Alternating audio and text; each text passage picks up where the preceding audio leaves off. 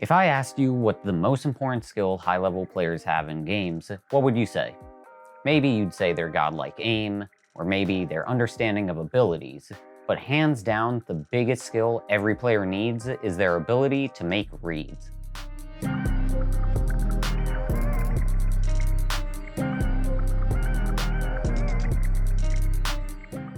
Real quick before we jump into learning about reads, I want to say if you dig this style of video, please consider subscribing and liking or leaving a comment down below. It really helps me out and lets me know you want to see more videos like this one. Now, back to the video. Alright, now I wanted to kick this off with a famous clip. For those who have seen it before, I'm sure you have an idea on what I'm about to show. This clip, in my eyes, is the craziest moment in fighting games history. Daigo actually angry. Justin's turtle style. Overcome Rao. Now on the verge of putting Daigo down. 1-0.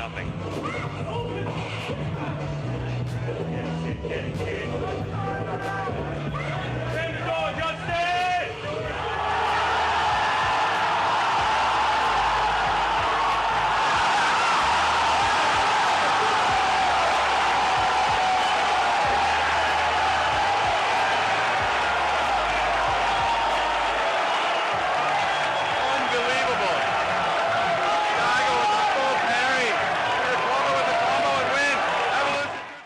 God damn, I get chills every time I see that. The energy of the room, the roar of the crowd, and most importantly, the skill and level of finesse that was required. But some of you might be asking what the hell you just watched. And the answer to that is the Daigo parry from EVO 2004. And for those of you who don't know what is happening here, I'll break it down for you. Daigo, who is playing Ken, is up against Justin Wong, who is playing Chun-Li. He is on low health when Justin goes to use a super. This attack is extremely fast and has 14 hits to it. Daigo's character was on such low HP, if any of those hits had connected, he would have died. But Daigo's character Ken has the ability to parry, and when executed successfully, would mitigate the damage. The only problem here is this is an extremely precise thing to pull off. Daigo must do this 14 times in succession, which is especially tough playing in an open tournament space. But that's no problem for Daigo. He pulls off the inputs flawlessly and follows up with a super of his own, ultimately winning the match. The thing that makes this moment so crazy is this. When you first see this moment, you're surprised by the technical level of what just happened, as well as the skill it took to pull it off. But the player has to do all of that, and that leads us back to the beginning. He was able to read Justin Wong perfectly. He anticipated the attack and knew exactly what to do in that situation. When you're first learning a game, you're learning the mechanics, or the different parts of the game, such as the characters, movesets, or something like recoil patterns on guns. But shortly thereafter, you learn that the ultimate challenge in any competitive game is the mind games, being able to understand and learn in the moment what your opponent is going to do. It could be as simple as understanding when they will burn their abilities, or when they tend to play more aggressive. You learn the intricacies of how your opponent plays and learn to adapt in the moment.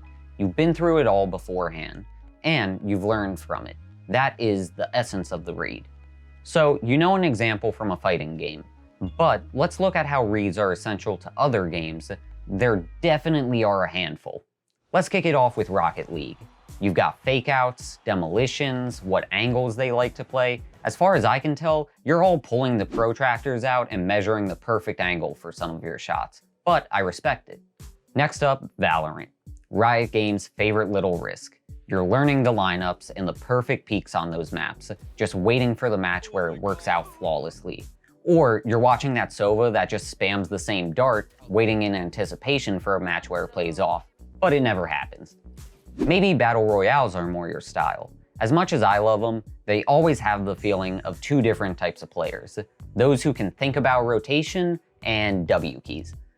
Whether that is an Octane pushing every squad, the teammate who is always in a car doing donuts letting everyone know where your team is, or just the 11-year-old playing during his 5th grade graduation party, you either think about the circle or you're oblivious to it. Okay, let's swap it up then. How about MOBAs? League of Legends, for example. A game where anytime I load up, I have to remind myself I haven't played in a couple months and have no idea what I'm doing. Y'all stay on top of the metas and run complete mind games in lane, making sure to freeze lanes and win games. I can fuck with it. What I'm getting at here is there is a whole part of gaming that people overlook with these games. See, when you get to a point of understanding the systems at play, your thought process changes during each match. With the higher levels of play, you begin to change from the gung-ho nature of it. No longer are you playing a match with the speed of a youth soccer game. You begin to slow it down, planning out each and every move.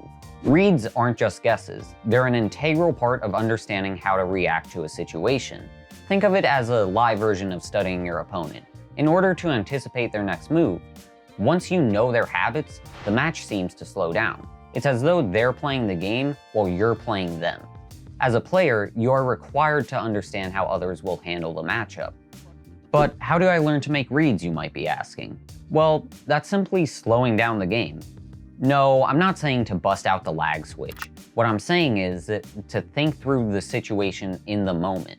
You see, for early ranks in most games, you can get by on a mechanical level, but once you start hitting those players that actually think about the game and the systems at play, it becomes a challenge. I've said it in previous videos, but you need to review your matches. Find the nuances of each of the situations. When I first got into playing Battle Royales, I took a weekend to read Art of War by Sun Tzu.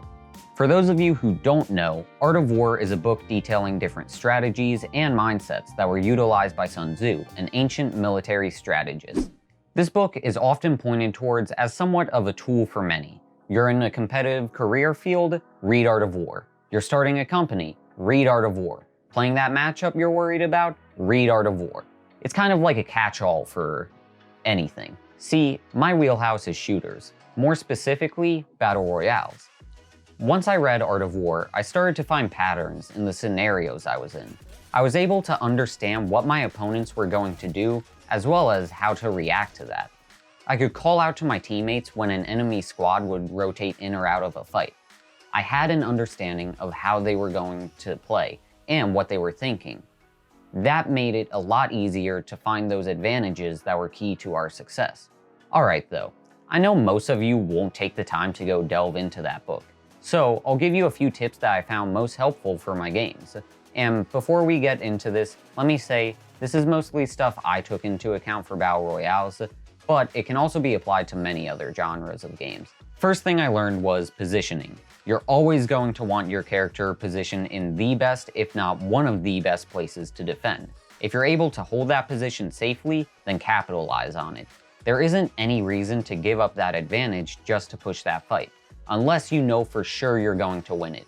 If you have positioning, you can figure out where the enemies are going to move and predict it ahead of time. Alright, this one is mostly for Battle Royales, and goes hand in hand with positioning. High ground is king. And if you're holding the high ground, it makes it extremely difficult to be snuck up on. This was something that people in Fortnite had a very hard time understanding, and ultimately led to many getting rocked harder than a prison fight. Knowing that an enemy can't get a good angle on you is extremely important for the quick pace of Battle Royales. Being able to set up with that in mind helps you immensely for predicting the outcome of your fights.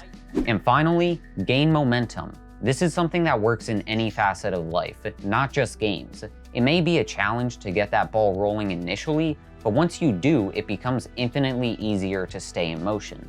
For example, look at a car. When you first start it, it takes a lot of energy or power to get that initial torque.